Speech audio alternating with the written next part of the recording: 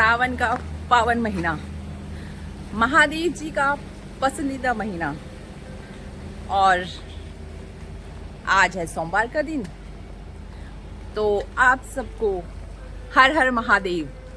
तो हम चले सास बहू बहू कहाँ गई हम चले सास बहू मंदिर की ओर। बहुत टाइम बाद जा रहे हैं हम, इस बहाने मंदिर के भी दर्शन हो जाएंगे, हम भी थोड़े से धार्मिक हो जाएंगे, हमें थोड़ा पुण्य मिल जाएगा। और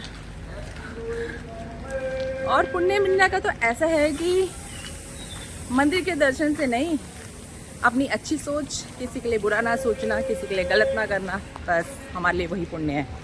तो ज़्यादा ज्ञान ना देते हुए ये हमारी मंदिर थाली निकिता के हाथ में ये, और चलिए आप हमारे साथ।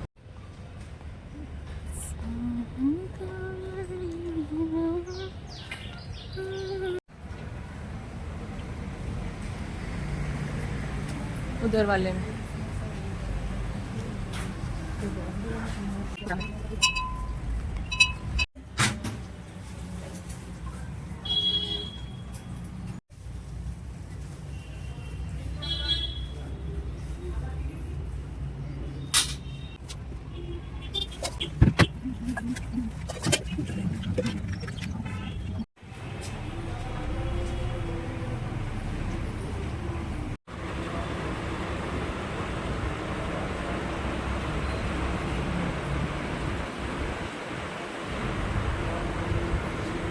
सुहाना हो गया है।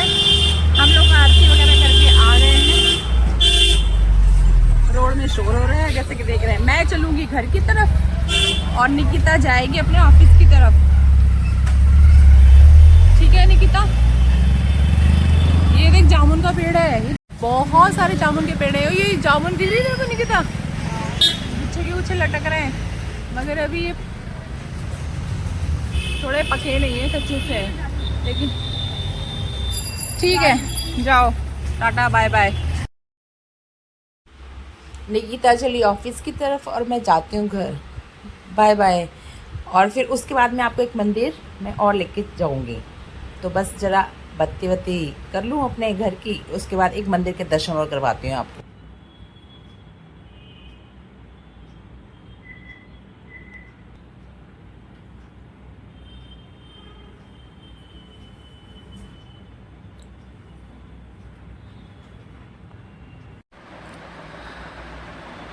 सावन का महीना है, आज सोमवती अमावस्या है और हमारे उत्तराखंड का हरेला पर्व भी।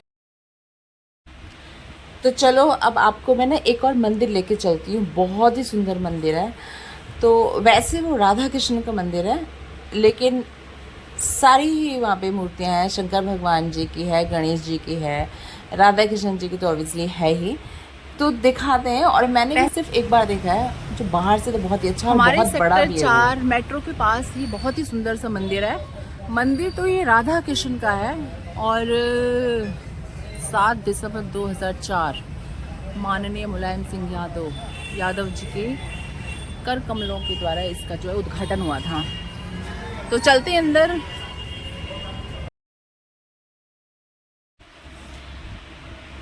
बहुत ही सुंदर मंदिर है। आप देख रहे हैं कि ये जो दिखा रहे हैं एक छोटा सा ये जो सेंटर में यहाँ पिलर खड़े किए गए हैं, और ये नंदी जी विराजमान है, और साइड में एक अलग से शिव जी का छोटा सा कक्ष बनाया गया है, जहाँ पर सब जल चढ़ा रहे हैं। तो हर हर महादेव, जय भोलेनाथ की। यहाँ पर कुछ श्लोक लिखे हुए हैं, बहुत ही सुंदर तरीके से पत्थरों में नक्काशी और अच्छे से तराशा गया है। पिलर खड़े होने को, ये बिल्कुल सेंटर में है मंदिर। ये है राधा कृष्ण जी का एक भव्य कक्ष।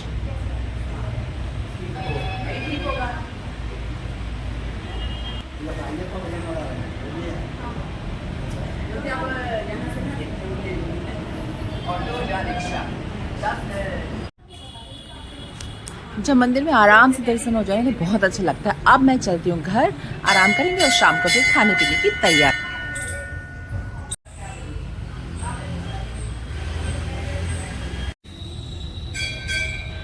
जय हो भोले बाबा की।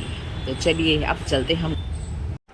शाम का समय हो चुका है, अब हम खाना बनाने की तैयारी करते हैं। उससे पहले ये जो हम व्रत रखते हैं, फास्ट, उपवास, जो भी इसे कहते हैं, उस क्या भगवान को खुश करने के लिए नहीं।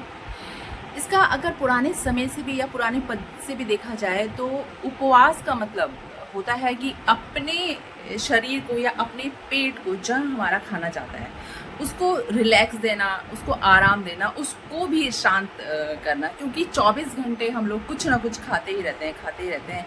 वैसे भी देखा जाए तो हमारी जो भी हम खाते हैं उन सब का पाचन का जो समय है अलग अलग है। अगर हम सब्जियां खाते हैं, वेजिटेबल्स खाते हैं या फ्रूट्स खाते हैं, वो 3 या 4 घंटे में डाइजेस्ट होता है, वो पचता है। 3-4 घंटे लगते हैं उसको।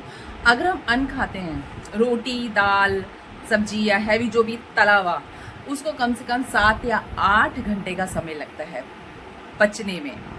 लेकिन हम एक दिन में कम से कम 3 बार खाना खाते हैं। तो यानी कि जो पहला भोजन होता है वो हजम नहीं होता और हम दूसरा स्टार्ट कर देते हैं खाना। वो हजम नहीं होता, तीसरा खाना स्टार्ट कर देते हैं। तो क्या होता है कि वो अंदर इकट्ठा होता है और गंदगी के रूप में जमता रहता है हमारे शरीर में और बीमारियां बनती हैं। तो ये व्रत उपवास मेरे नज़रिए से इसलिए बने हैं कि हम अपने आप को, अपने पेट को एक दिन का रिलैक्स दें। कहते हैं हफ्ते में एक बार हमें उपवास रखना चाहिए, हफ्ते में एक बार हमें खिचड़ी खानी चाहिए। शाम के समय हमें बहुत हल्का या ना के बराबर, यानी कि भिखारी की तरह खाना खाना चाहिए। मिले तो भी सही, ना मिले भी तो भी बहुत अच्छा, आप वैसे ही सो जाएं। सुबह का जो हमारा भोजन होता है वो हमें राजा महाराजाओं की तरह करना चाहिए और रात का भोजन भिखारियों की तरह। लेकिन ऐसा होता नहीं है। रात को हम हैवी खाना खाते हैं, सुबह तो खाते ही हैं, दिन भर हम खाते ही रहते हैं। तो इसलिए बस मेरे दिमाग में आया तो मैंने सोचा आपसे ये बात शेयर कर दूँ। तो चलिए अब हम भोजन की तैयारी करते हैं। चलिए तो फिर अब हम भोजन की तैयारी करते हैं। सावन का पहला व्रत खुल लिया है हमारा और बनी है पूरी, आलू की सब्जी और खीर, कद्दू की सब्जी। जैसे कि मैंने कहा था व्रत मतलब उपवास, हल्का खाना है, रात को भी हल्का खाना चाहिए। लेकिन हमारे हिंदू लोग सारा दिन खाली पेट व्रत का और रात को पूरी, पकौड़ी, कचौड़ी। तो ज्ञान की बातें सिर्फ मुंह से अच्छी लगती हैं, जब भूख लगी हो तो फिर तो खीर ही अच्छी लगती है। और वैसे भी हमारे यहाँ तो जो बच्चे व्रत रखते हैं ना, वो इस लालच में रखते हैं कि रात को खाने को पूरी पकौड़ी मिलेगी। तो अब हम करते हैं भोजन भजन और आपको मिलने से पहले आपको रोस्को से मिला दिया जाए। क्या हुआ तुझे? हमने तो व्रत रखा था इसलिए हम खा रहे हैं। तुझे काहे का कबलाट हुआ है? काहे का कबलाट हो रहा है? काहे का कबलाट हो रहा है? रुक जाओ 2 मिनट, ठंडा हो रहा है तेरा खाना। लोलो देख कितने आराम से बैठी। कहाँ है लोलो? जय शिव शंकर भोलेनाथ की जय हो। क्या है ये? फिर मेरा पजामा फटेगा तो फटेगा मेरा हाथ से। अरे बेटा छोड़, तमीज। एनर्जी आ गई इसके अंदर।